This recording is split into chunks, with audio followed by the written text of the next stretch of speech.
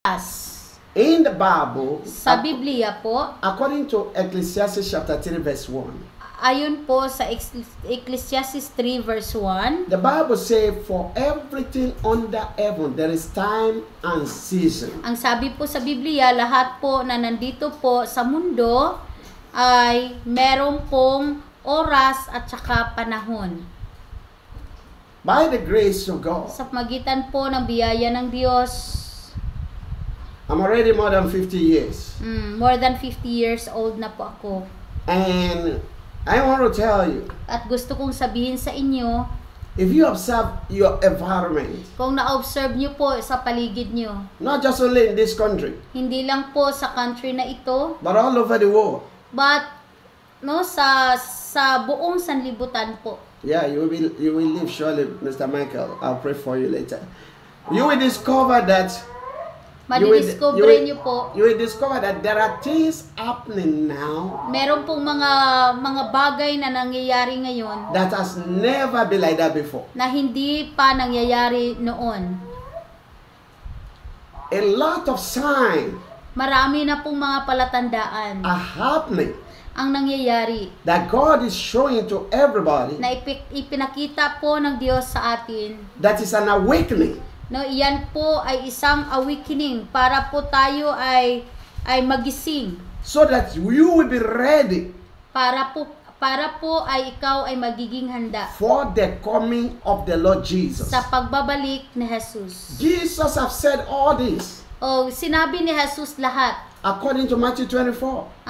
ayon sa Matthew 24. He said, these are the signs you will see when things will be coming to an end. Sabi niya, ito po ang mga mangyayari kapag malapit na po ang katapusan sa mundo. Many people are planning what will happen in the next 30 years, 50 years, 100 years. Maraming mga tao po na nagpaplano sila kung anong mangyayari, anong mga plano nila after 30 years, after 50 years. But it's a pity they don't see the schedule of heaven. Pero kawawa po kasi hindi nila alam kung anong nakaschedule sa langit. But I'm glad to announce to you Pero ako po ay masaya na ipaalam sa inyo that I can see and I can hear. na nakita ko at narinig ko.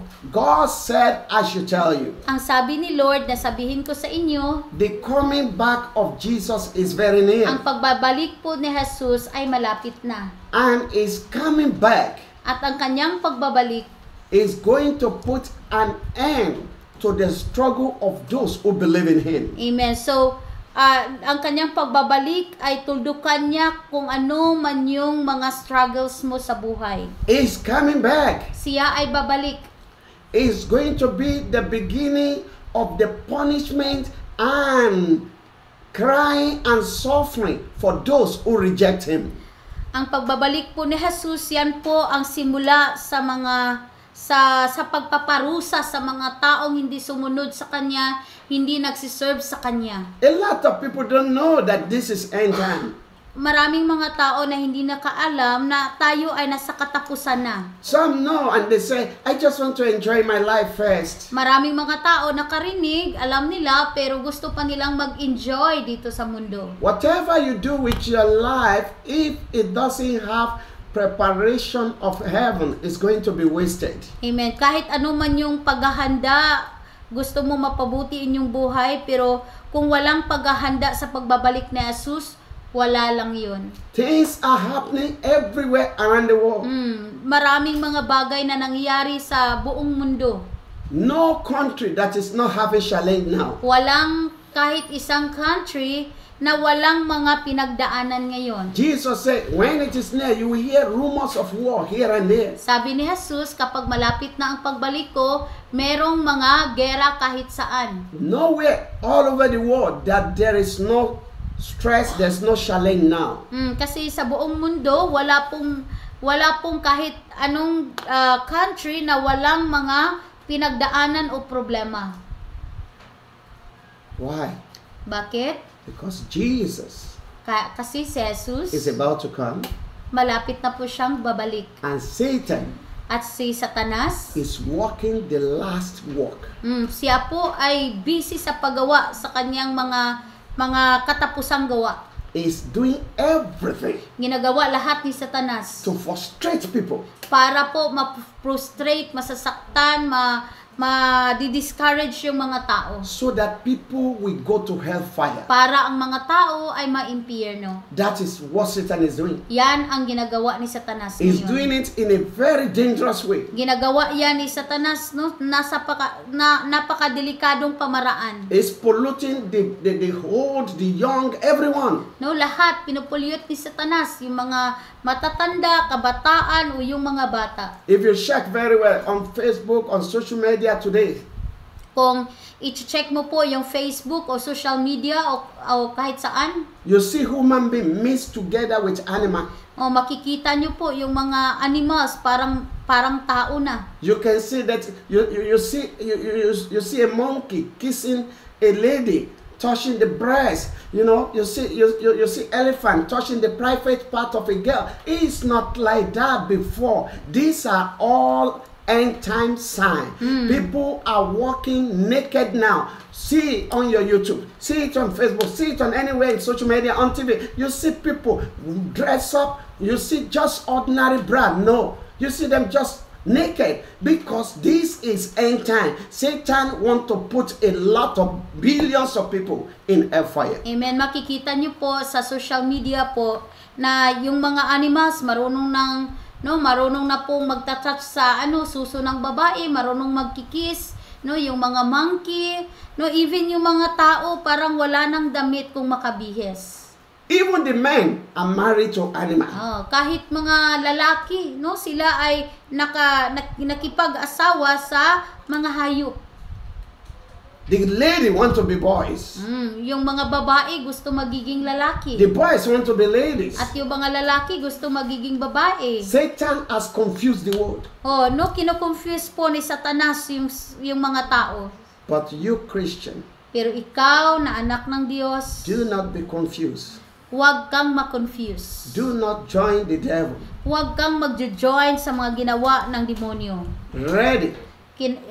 Kailangan nyo po na magiging handa. Jesus said, Sabi ni Jesus, when you see this sign, kapag nakikita nyo ang mga palatandaan na ito, understand that is very near. kailangan mong malaman na malapit na akong babalik. And one will be taken and another one will be left behind. Ang isa po ay dadalhin ni Jesus, ang isa naman ay maiwan sa mundo. If only pastor that believe, the member will be left behind. Kung ang pastor lang po aniwala at totoong nag-serve kay Lord, ang pastor lang po ang madadala at mga membro ay maiwan. If member is the one that believe and the pastor is making attic, he will be left behind. Kapag ang pastor po ay hindi totoo ang pagsiserve sa Panginoon at yung member, yung mga sincere, sila po ang madadala at maiwan ang pastor. The name of your father, your bishop, your pastor, your apostle can never rescue you. Yung pari nyo, yung pastor nyo, yung apostol o sino man, hindi yan makaligtas sa inyo. Only the one that can rescue you Si Jesus lang po ang makarescue sa inyo. is Jesus. Si Jesucristo lang. And if you have Jesus, Kung meron kayong Jesus, if you live a careless life, pero kung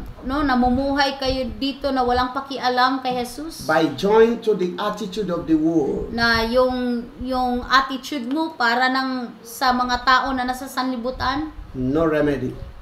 wala na pong lunas. You may perish like them. Baka mawawala ka katulad nila. God loves you. Ikaw po ay minahal ng Diyos. God don't want you to perish. Hindi gusto ng Diyos na ikaw ay maimpyerno. He died on the cross of Calvary Kasi si Jesus namatay doon sa cross so that you will not perish. para ikaw at ako ay hindi maimpyerno. Today is a day of salvation. Ngayon po ang araw ng kaligtasan. Tomorrow may be too late. Baka tomorrow po late na. Even the sin you have committed in the past, Kahit na yung mga kasalanan na nagawa mo before, even your sin yesterday kahit yung kasalanan mo yesterday or today, o today, God is willing to wipe it away. amen, handa po si Jesus na patawarin ka. If you can make a decision Kung ikaw po ay makagawa ng desisyon to surrender to Jesus, na isurrender mo lahat kay Jesus. He will wash you clean. Amen. Ikaw po ay hugasan ni Jesus.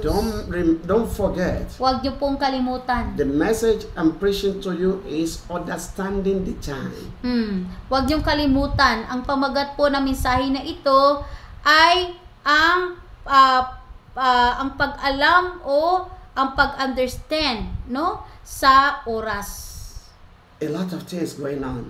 Dahil marami na pong mga bagay nang nangyayari. But God loves you. Pero ikaw ay minahal ng Diyos. I don't need to delay your time. Hindi na kailangan na ma-delay ka pa. A word is enough Kasi isang salita is enough. for anybody who want to be wise. Kung sa mga taong gustong magiging wise. You may think the trumpet will sound tomorrow. Baka sa isip mo, baka tomorrow pa tutunog ang last trumpet. And say, let me drink first today. Ngayon maglalasing muna ako.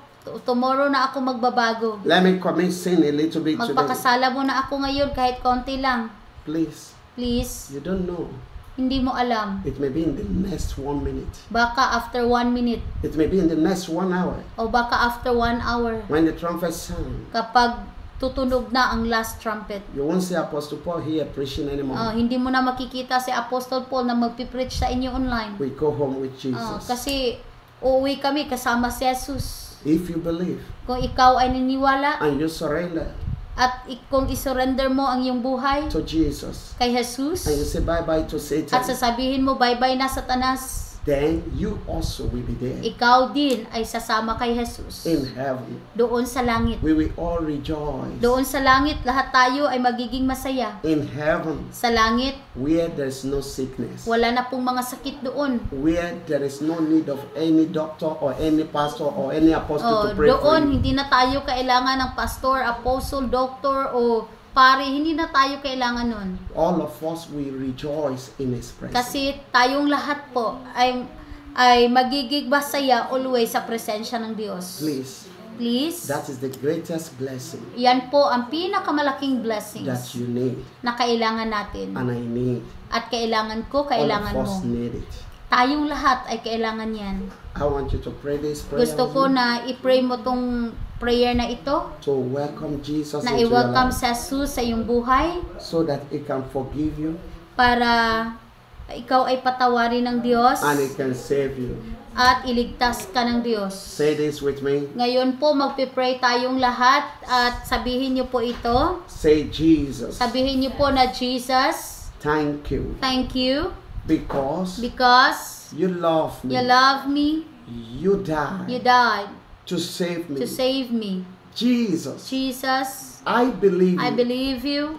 I surrender I surrender my life my life to you. to you. I reject Satan. I reject Satan. I reject sin. I reject sin. Jesus, Jesus, only you can save me. only you can save me. Come into my life. Come into my life. Forgive me now Forgive me now all my sins. all my sins. Jesus, Jesus, you are my Lord you are my Lord and my Savior. and my Savior. Thank you, Jesus. Thank you, Lord. Amen. Amen. Heavenly Father, I thank you. I give you praise for the life of these precious people Amen. who confess your holy name Amen. and welcome you to their life. Amen. Jesus, save your people. Amen. Save your people, Lord. Amen. Break every chain of the devil. Amen. Let every dominion of sin and Satan be destroyed. Amen. Yes, Lord. And let your people be free. Amen. Write their name in the book of life. Amen. Oh Lord Jesus, Amen. after this word, Yes, Lord. on that day when the trumpet sound, Amen. when we will see you face to face, Amen. Father, make us Amen. worthy Yes, Lord. of our heavenly home. Amen. That no one of us will go with Satan to Amen. hell. Yes, Lord. In the name of Yes, Jesus. Jesus. Thank you, faithful Yes, Father. Lord. In Jesus' precious name. Amen. Amen. Glory be to God. Woo! I'm happy. Congratulations. Ako po ay masaya. Congratulations. Thank you, Sir Jojo from Cebu. God bless God you. bless you po. We love you. Jesus love you. Thank you, Ma'am Rowe. God bless you. Ma Teresa. God bless you. Thank you, Ma'am Gloria Peralta. God bless Ma'am Lilith.